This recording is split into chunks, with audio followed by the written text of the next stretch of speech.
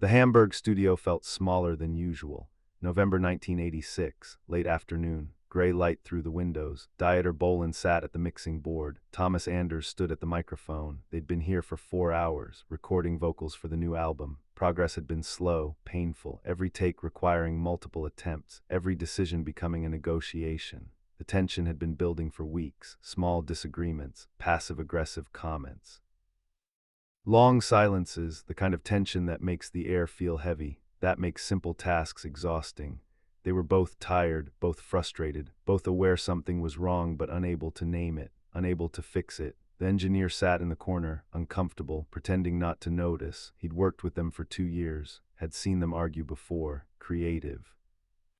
Differences, artistic debates, normal studio friction, but this felt different, this felt personal, this felt dangerous. Dieter pressed the talkback button. Let's try it again, from the top. Thomas adjusted his headphones. Which part are you not happy with? The timing, you're coming in late on the second verse. I'm coming in exactly where I always come in. And it's wrong, it needs to be tighter. Thomas's jaw clenched, barely visible, but there.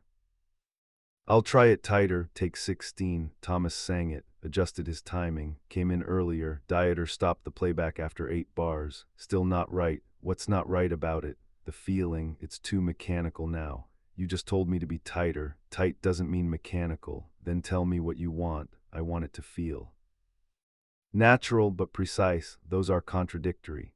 They're not, you're just not getting it. The room went quiet. Thomas stared through the glass at Dieter. Dieter stared at the mixing board, not at Thomas. The engineer checked his watch, wondered if he should suggest a break, decided against it. Let me try something different, Thomas said. Voice controlled, too controlled. Fine, take 17. Thomas changed his approach, more emotional, less precise. Dieter let it run through the chorus, then stopped it. Now it's sloppy. You said you wanted feeling. Feeling with control, not chaos. I'm not being chaotic. I'm trying to give you what you asked for. I asked for professional work, not amateur experimentation. The words hung in the air. Amateur. Dieter had said amateur. Thomas removed his headphones, slowly, deliberately. What did you just call my work? Dieter didn't look up. I said it sounds amateur. The timing is off. The emotional control is off. Everything is off today. Maybe the problem isn't my performance. Maybe the problem is your production. Now Dieter looked up. Excuse me, you heard me. Maybe if the track was better, the vocals would be easier. The track is fine. Your vocals are the problem. My vocals have sold 4 million albums. My production sold those albums. Your vocals just happen to be on them. Silence, different from before, colder, sharper. The engineer stood up. I'm going to grab some coffee, take 5 minutes. He left quickly, didn't wait for response. The door closed, Dieter and Thomas alone. The studio suddenly very small, very quiet. Thomas spoke first. You really believe that I'm replaceable? I didn't say replaceable. You said my vocals just happen to be on them. That's the same thing. It's not what I meant. Then what did you mean? Dieter turned his chair, faced Thomas through the glass. I meant that we're a team. Production and vocals both matter, but today your part isn't working. And you think insulting me will make it work better. I wasn't insulting you. I was being honest. Calling my work amateur is honest. When it sounds amateur, yes. Thomas walked out of the vocal booth, into the control room, stood across the mixing board from Dieter. I've been doing this professionally since I was 19. I've studied vocal technique. I've performed thousands of shows, and you're calling me amateur because I don't match your exact vision on take 17. It's not about matching my vision. It's about delivering quality. I am delivering quality. You're just being impossible to please. I have standards. If that makes me impossible, fine. Standards or control issues. What's that supposed to mean? You know exactly what it means. This isn't about the vocals. This is about you needing everything done exactly your way. No collaboration, no input, just obedience. That's ridiculous. Is it? When was the last time you actually listened to my ideas? When was the last time we had a real creative conversation instead of you issuing instructions? I listen to your ideas. You tolerate my ideas. There's a difference. Dieter stood up. If you have such a problem with how I work, maybe you should find someone else to work with.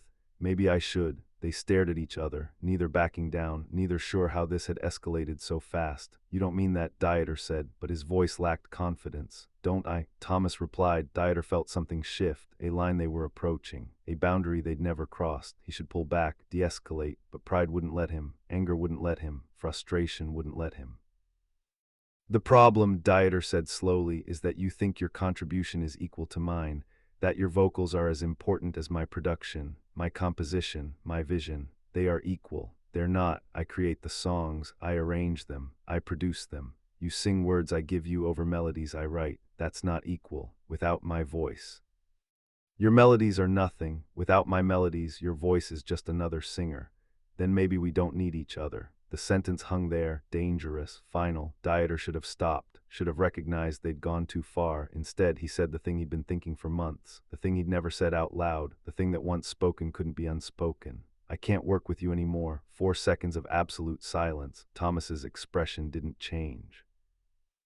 Didn't react, just stared, processing. Dieter realized what he'd said, realized the weight of it, wanted to take it back, couldn't. Words don't work that way. What did you say? Thomas asked, quietly, too quietly. Thomas, what did you just say? I said I can't work with you anymore. You mean that? Dieter hesitated, should say no, should backtrack, should apologize. Pride answered instead. Right now, yes, I mean it. Thomas nodded, once, picked up his jacket. Then I guess we're done here. He walked toward the door. Dieter watched him. Part of him wanted to stop him, to call him back, to take it back. The other part, the angry, frustrated, exhausted part, stayed silent, let him walk. Thomas reached the door, hand on the handle, stopped. Didn't turn around. Is this really how you want it to end? Dieter didn't answer, couldn't answer, didn't know the answer. Thomas waited 5 seconds. 10, 15. When no response came, he opened the door, walked out, closed it behind him. Not a slam, just a normal close. Somehow that made it worse. Dieter sat alone in the studio. The mixing board still displaying take 17. The microphone still live. The session still incomplete. He just told his partner of 3 years that he couldn't work with him anymore, and his partner had walked out. What had he done? The engineer returned 10 minutes later, found Dieter sitting motionless, staring at nothing. Where's Thomas? He left, or taking a break left. I don't know. The engineer looked at the clock. We have 4 more hours booked. Cancel them. For today or just cancel them. The engineer nodded, started shutting down equipment, making calls. Dieter sat there, replaying the argument, the escalation, the words, his words. I can't work with you anymore. Why had he said it? What had possessed him to cross that line?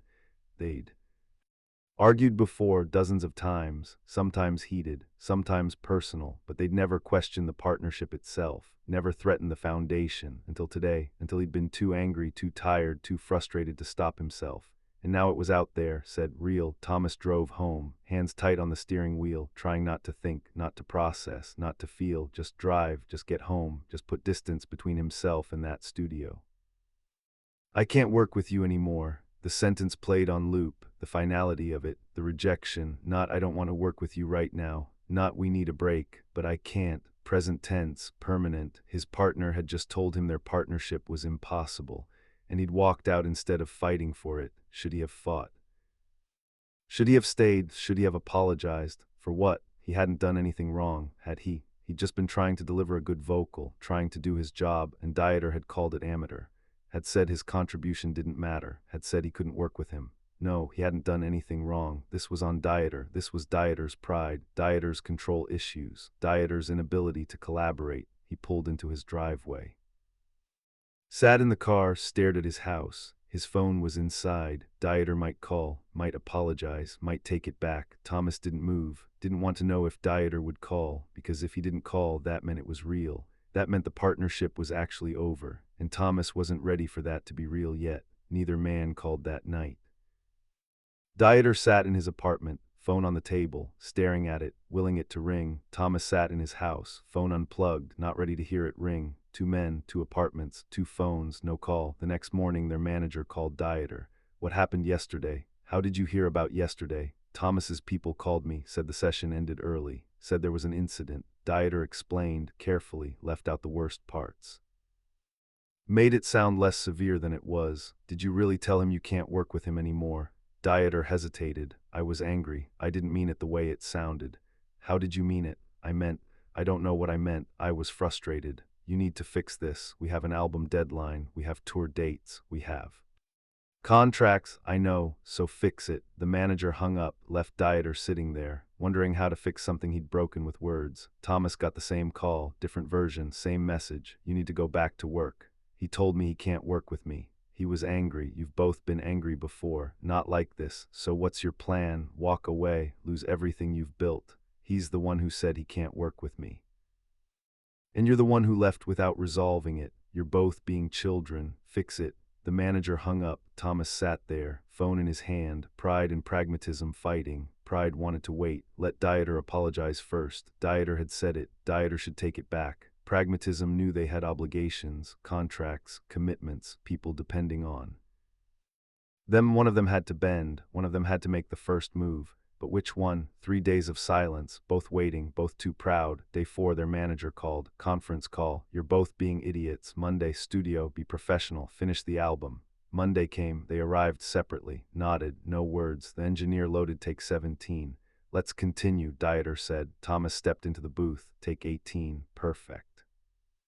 Everything Dieter had asked for. That's the one. Moving on. 6 hours. Efficient, professional, cold, no jokes, no connection, just mechanical work. At the end, Thomas started to leave. Thomas, he stopped, didn't turn. About what I said, it's fine. We have deadlines. Let's just get through this.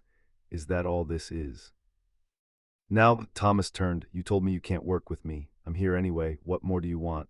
I want to explain. You said it. I heard it. We work professionally or we end this. Your choice. I don't want to end it. Then we work professionally. See you next session. Thomas left. Again, different from last time. No anger, just exhaustion. Dieter sat alone. Again, they'd come back together. They were working again. But something fundamental had changed. The partnership was functional but broken, professional but not personal. They finished the album over the next 2 months, every session the same, polite, efficient, empty. The music was technically perfect, emotionally hollow. Both men could hear it, neither mentioned it. The album, released in early 1987, sold well. But as well as previous albums, reviews mentioned the music felt mechanical, less heart than earlier work. The public noticed, didn't know why, just knew something was different. Wrong. Dieter and Thomas did interviews together, smiled for cameras, answered questions, never mentioned the studio tension, the unresolved conflict, the sentence that had changed everything. Behind closed doors, the relationship continued deteriorating. More arguments, more silence. More distance. By summer 1987, the partnership was dead in all but name. The official breakup announcement came that fall. Creative differences. The standard explanation, the press accepted it. Fans were shocked, industry insiders weren't. They'd seen the signs, the tension, the distance, the absence of chemistry. Years later, in interviews, both men would talk around that November day, that studio session, that sentence. Dieter would say, there were things said in studios that shouldn't have been said, things we both said in anger that we couldn't take back. That's the danger of working with someone so closely. When you cross certain lines, you can't uncross them. Thomas would say the breakup didn't happen in a single moment. It happened over time, but there were moments that accelerated it. Moments where words were spoken that changed the dynamic permanently. After certain things are said, you can't go back to how things were before. Neither would specify which words, which moment, but both knew. November 1986, Hamburg studio, take 17. I can't work with you anymore. That was the moment, that was the sentence, that was when modern talking's first era truly began to end, not officially, not publicly, but privately, personally, irreversibly. During the 1998 reunion, they finally addressed it. We need to talk about 1986, Thomas said. Dieter knew which moment. I never apologized properly. I said something I didn't mean in frustration, and it destroyed us. Why didn't you take it back immediately? Pride, fear, stupidity. I was young and an idiot. We both were. I walked out instead of fighting for us. If we do this again, Dieter said, we don't say irreversible things, and if we do, we address it immediately. Agreed. The reunion lasted 5 years. They kept that promise. When anger rose, they took breaks. When pride threatened things, they remembered 1986. The 2003 breakup was different, sad but clean, mutual. No poison left unsaid. In 2010, Dieter did an interview, asked about the first breakup. Was there a specific moment? Dieter chose truth. November 1986, studio session. We were exhausted, frustrated. I told Thomas I couldn't work with him anymore. Angry, didn't mean it, but once said I knew I'd broken something. You can't tell your partner that and expect survival. The words are out, the doubt is planted. We were just waiting for the official end. Did you take it back? I tried. Days later, he didn't want to hear it, and I understood, because part of me did mean it. a partial truth I should have kept silent. Thomas never detailed that moment publicly, but in 2015 German radio, what's the most important lesson from modern talking? That you can't unbuild with words what you built with music. Once certain things are said, you can't unsay them. You can only decide whether to rebuild or walk away. We walked away in 1987. We tried rebuilding in 1998, but the most important lesson came in between, in that silence after the words, when I realized some damage can't be undone, only acknowledged, only learned from. Dieter heard that interview, sat in his car, parking lot. You can't unsay them. No, you couldn't. 30 years later, the sentence still there. I can't work with you anymore, said in anger, in frustration, in weakness, and it ended one of Europe's most successful pop partnerships. Not immediately, but inevitably. Words matter, that's the lesson. Words have weight, consequences, permanence. You can apologize, explain, contextualize, but you can't erase, can't undo. Can't unsay, the sentence lives forever, in memory, in the space between what was and what could have been. Modern talking broke up in 1987, but the breakup began November 1986, Hamburg studio, take 17, when Dieter Bohlen said 4 words that couldn't be unsaid. I can't work with you anymore. Everything after was formality. The ending was already written, in anger, in 4 seconds, in words that lasted forever. That's the real story, not the press release, not the official narrative, but the private moment when one man told another the partnership was impossible, and both discovered he was right. Not because they couldn't work together, but because once you say you can't, something breaks, trust fractures, connection severs, partnership becomes obligation. The album they finished in early 1987 proved it. Technically perfect, emotionally empty, made by 2 people who'd forgotten why they started, because they couldn't, not couldn't in reality, but couldn't after one said they couldn't. Words create reality, especially the words we wish we hadn't said, especially the sentences we can't unsay.